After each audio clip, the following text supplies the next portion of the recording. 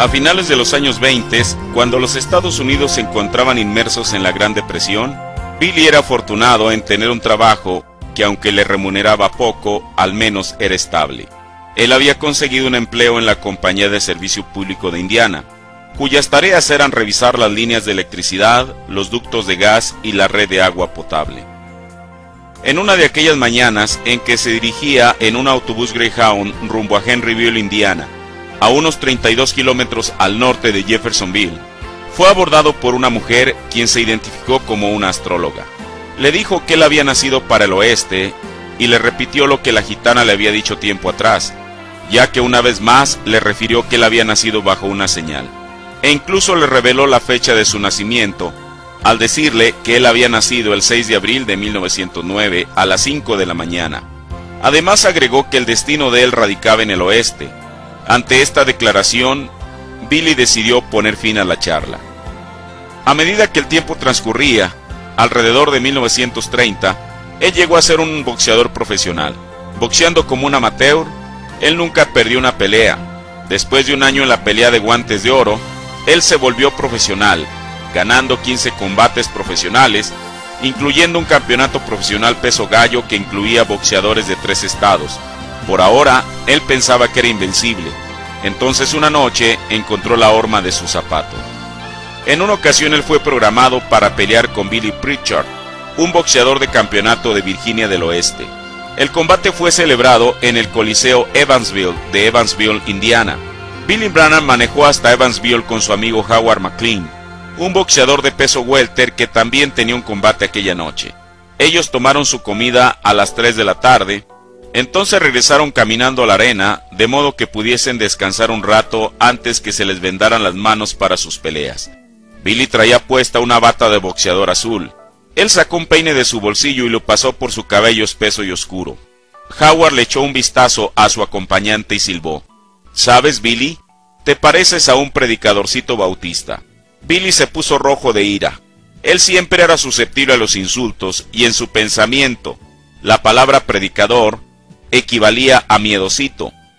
Billy separó las piernas y alzó sus puños.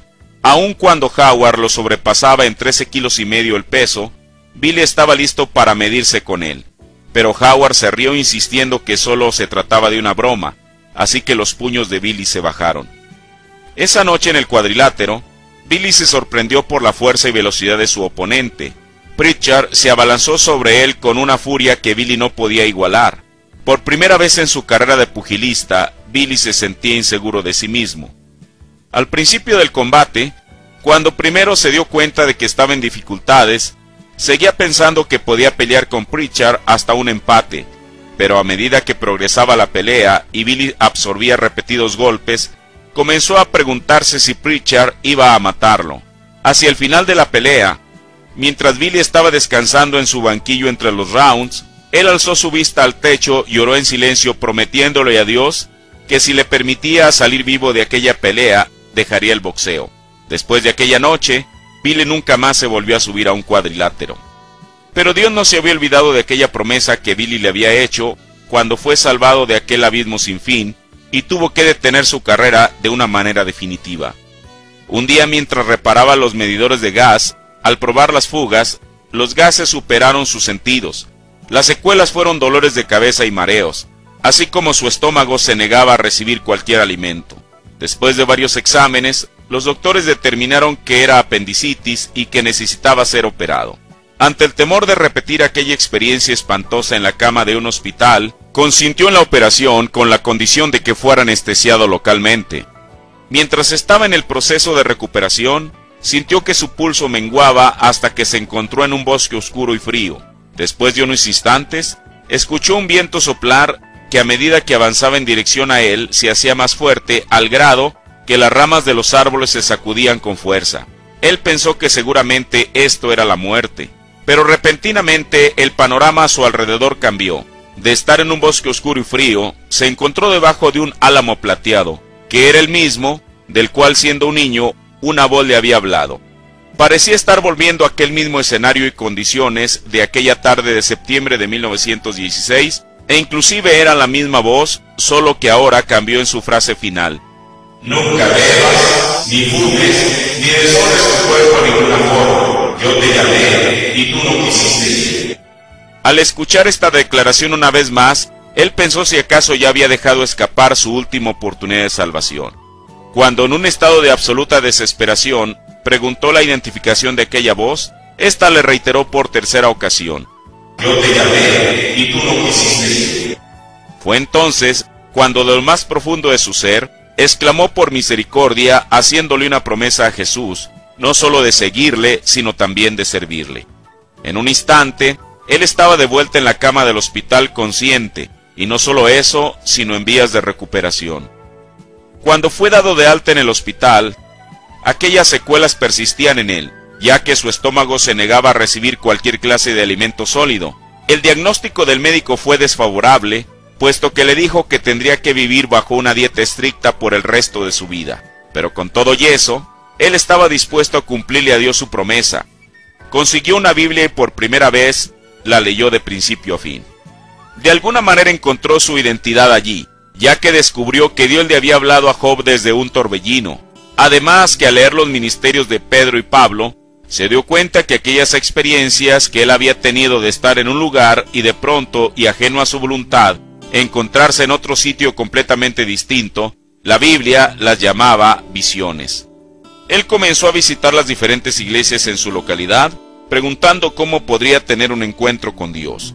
Pero cada iglesia que visitaba tenía un método distinto al de las demás. En medio de esta confusión en las iglesias, decidió buscar por sí mismo el tener ese encuentro con Dios. ¿Pero cómo? Si había un lugar que le había traído cierta paz interior, era la soledad de la naturaleza, así que él pensó que sería ese un buen sitio para hacerlo. Al caer en su realidad, que si aún si él gritaba pidiendo ayuda en aquel bosque, quizá no daría resultado, lo que hizo fue escribir una carta y dejarla clavada con una tachuela en un árbol. Tal vez Dios la leería y acudiría en su ayuda en su gran necesidad. Dear sir, I know you passed down this path here because I said you're squirrel hunting. I know you come by. I know you're here. I want to tell you something. Al regresar al día siguiente y ver que aparentemente nada había sucedido, determinó que si Dios estaba en todas partes, cualquier lugar sería bueno para su encuentro con Él. Él halló ese lugar en un cobertizo detrás de su casa. Fue allí donde, en un estado de desesperación y hasta de histeria, le confesó a Dios cuán malo era él y su gran necesidad de Él. Al tener una sensación extraña, abrió los ojos y vio una luz ámbar formando una cruz, flotando en el ambiente. De la energía que irradiaba de ella, procedió una voz con un lenguaje que Billy no entendía, para luego desaparecer. Él le habló a esa luz pidiéndole que si sus pecados eran perdonados, que volviese a aparecer. Paradójicamente, allí estaba de nuevo esa luz. Fue allí cuando él sintió realmente que un gran peso se había ido de él. Emocionado a más no poder, salió del cobertizo y buscando una manera de desahogar su gozo, se encontró con unas vías de ferrocarril que se extendían por detrás de su casa. Subiéndose al terraplén, corría por aquellas vías saltando de gozo al saber que había sido perdonado.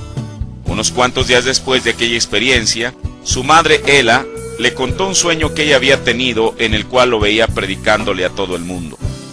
Ahora parecía que por fin la vida le sonreía en todos los aspectos, ya que en el otoño de 1932, mientras revisaba unos medidores de electricidad en una calle de New Albany, conoció a una jovencita quien dijo llamarse Hope Amelia Brumback. Había algo en ella que él no había visto ni percibido en otras jovencitas. Al entablar una plática con ella, descubrió que ella era una cristiana que asistía a la iglesia misionera bautista, localizada en la Carnegie Watt de Jeffersonville, cuyo pastor era el reverendo Roy E. Davis.